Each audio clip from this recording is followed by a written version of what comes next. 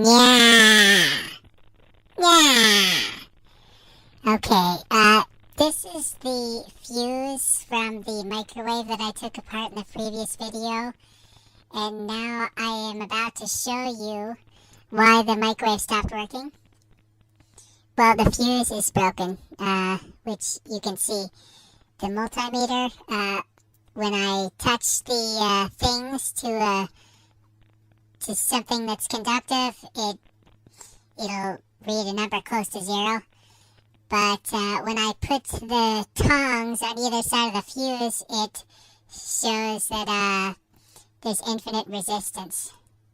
So it was the fuse. Not sure why it burned out. Maybe it was because, there was too much humidity and a short circuit or something like that.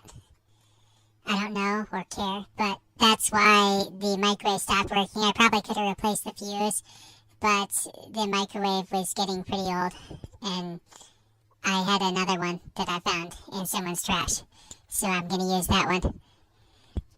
So yeah, okay, make sure to subscribe and give a thumbs up or two. Yeah.